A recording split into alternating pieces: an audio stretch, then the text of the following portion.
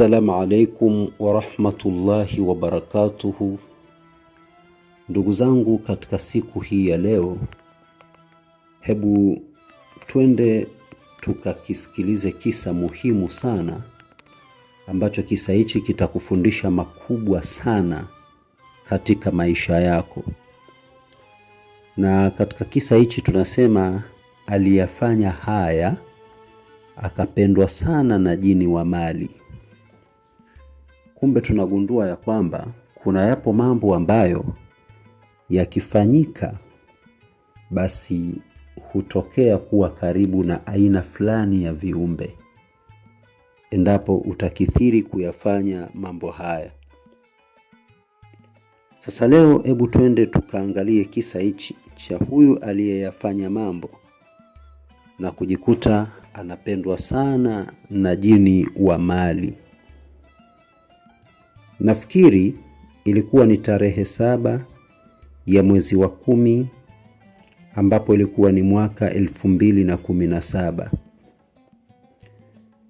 Na ilikuwa ni siku ya Alhamisi kuamkia Ijumaa, Nairobi, sehemu inayoitwa Makadara.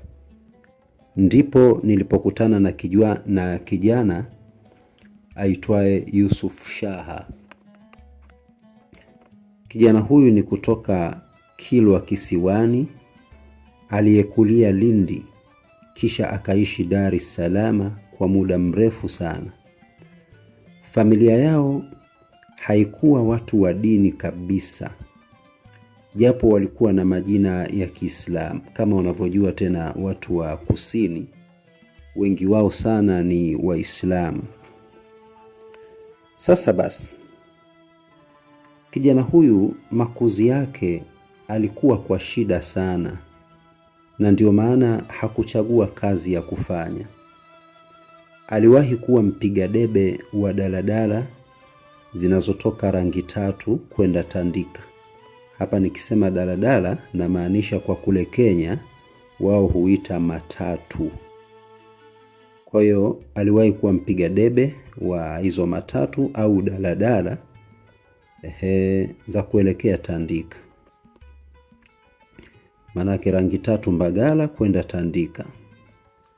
Na wakati mwingine daladala pia za Kariakoo kwenda Gongo la Mboto alifanyia kazi humo. Kijana huyu alikuwa muaminifu sana kwenye kazi.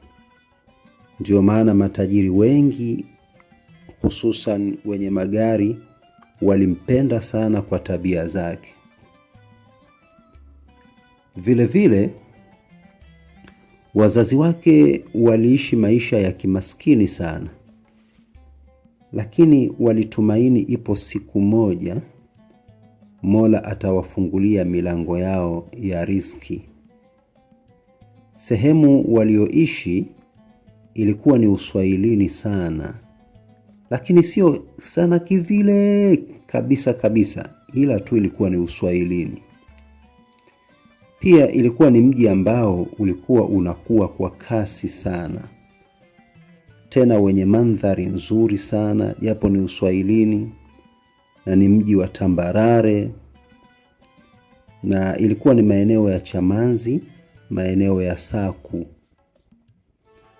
Ukiwa unatoka Mbagala unakuja mpaka sehemu inayoitwa Mzambarauni, kisha unaingia njia ya kwenda Saku.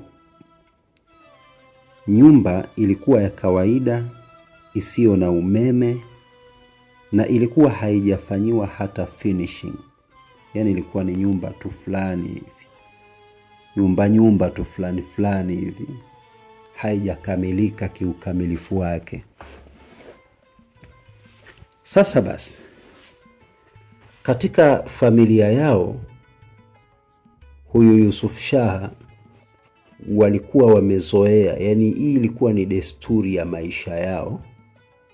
Walijiwekea desturi kwamba hawawezi kulala mpaka wachome udi, na mara nyingi sana walikuwa wakichoma udi.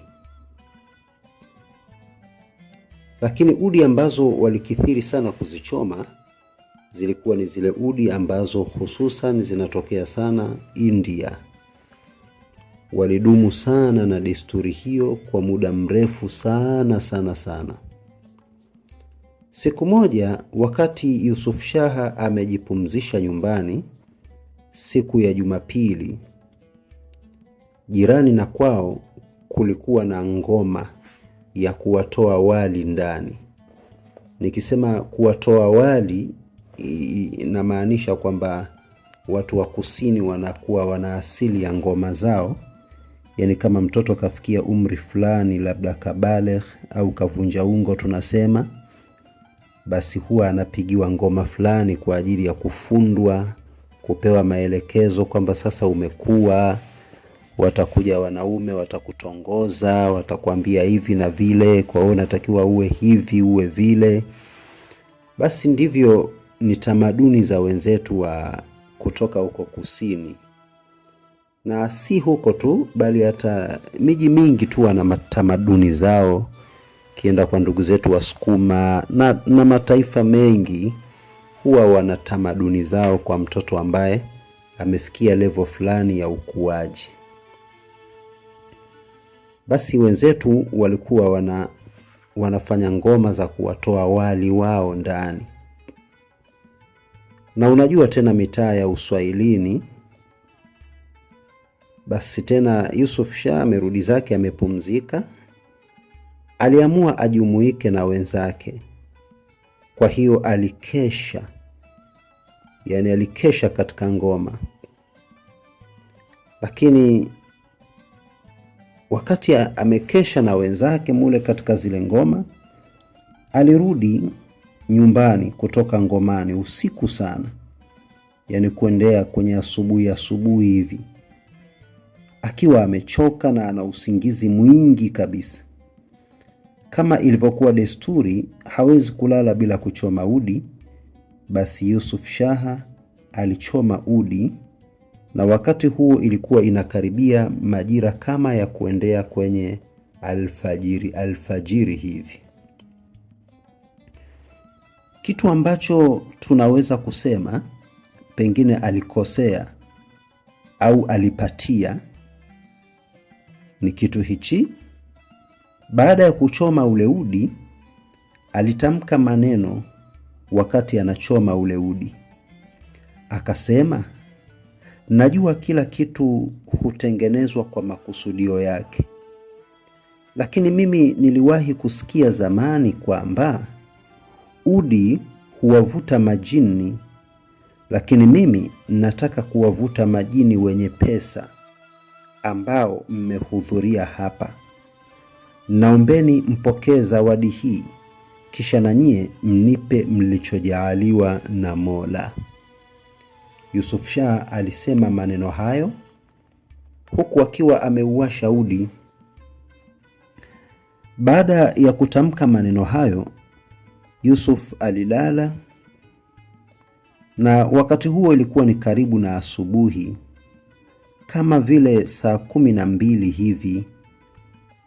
Lakini wakati huo alipolala, ndipo ilipomjia ndoto ya ajabu sana sana sana sana. Ikamjia Yusuf ndoto ya ajabu sana. Kwa kweli haikuwa ndoto hasa, kwa kuwa alikuwa amelala usingizi wa mangamngam.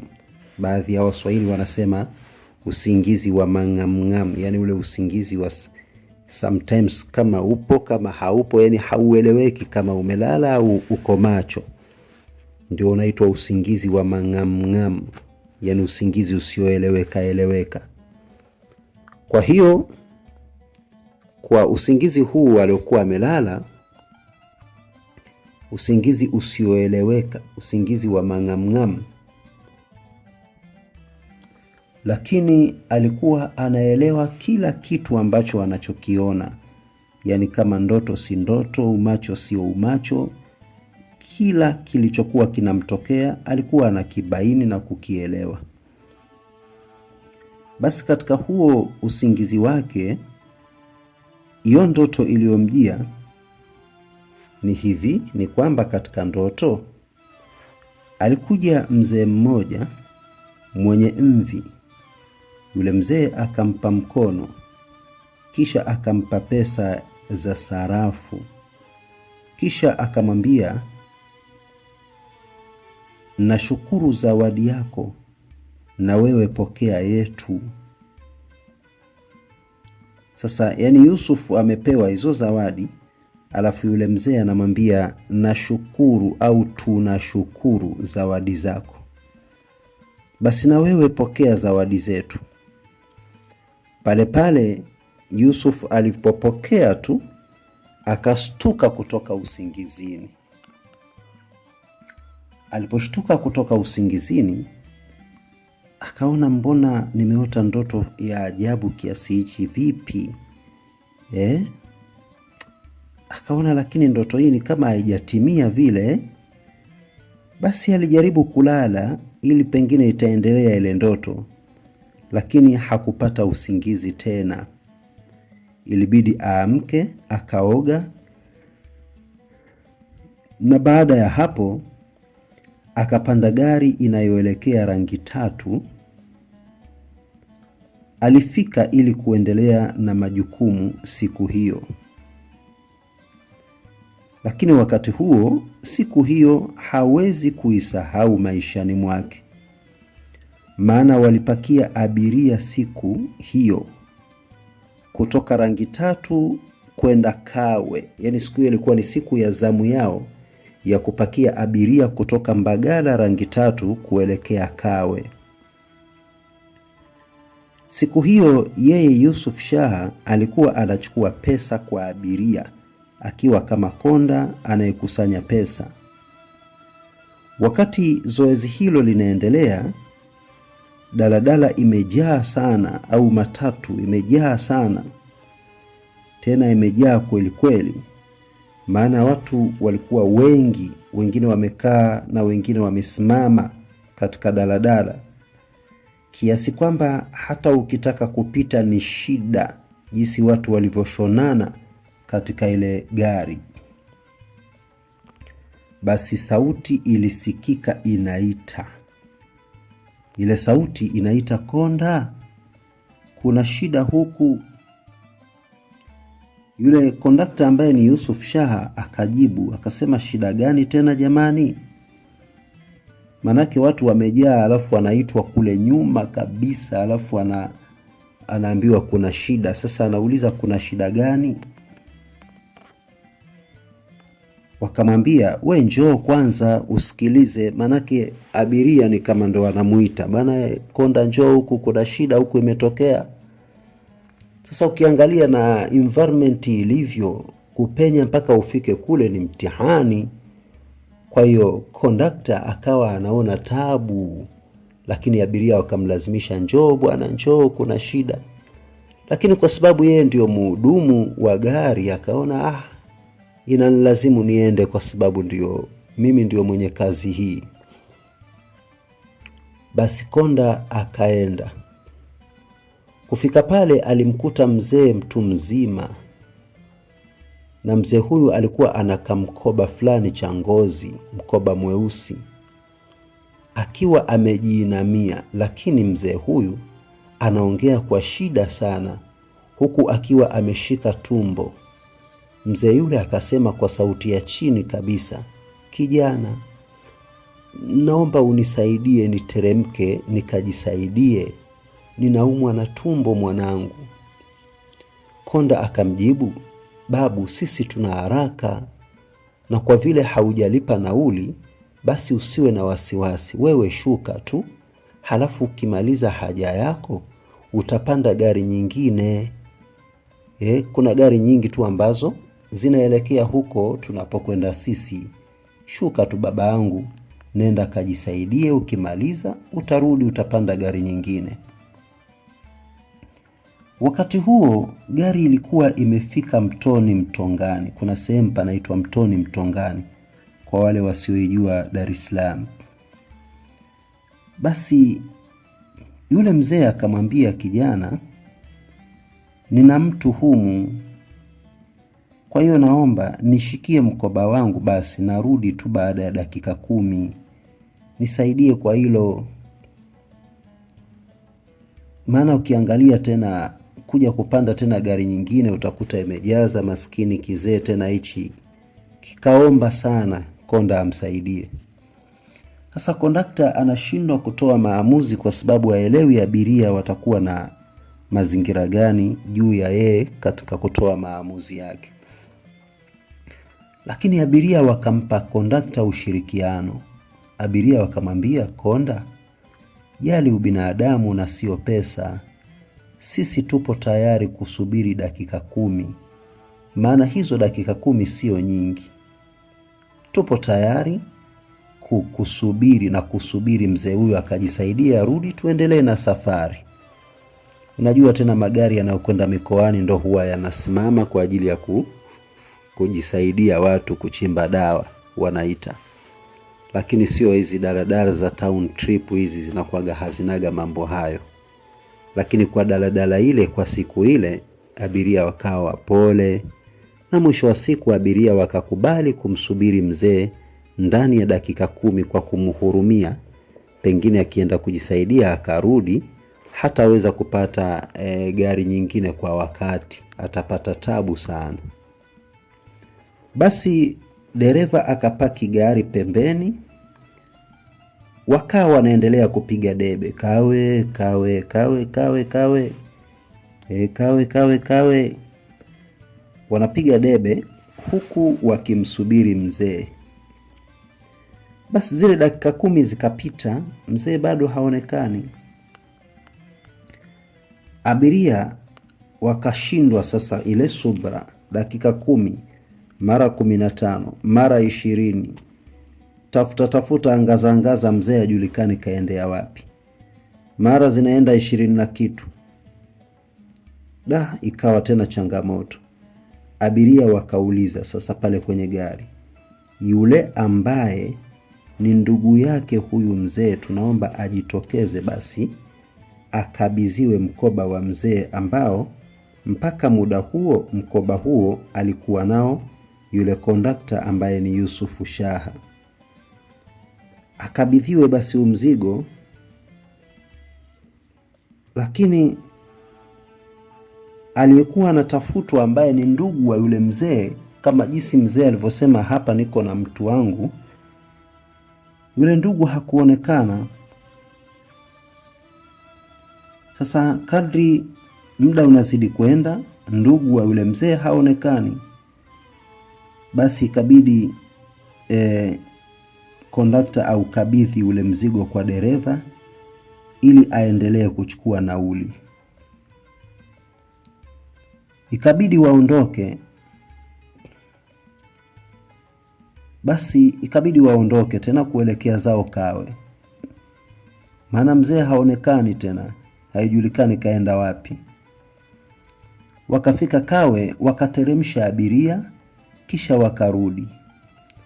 Lakini cha ajabu, hawakuutilia maanani ule mkoba wa yule mzee, maana waliuhifadhi tu pale mbele kwa dereva, wakaendelea na safari zao.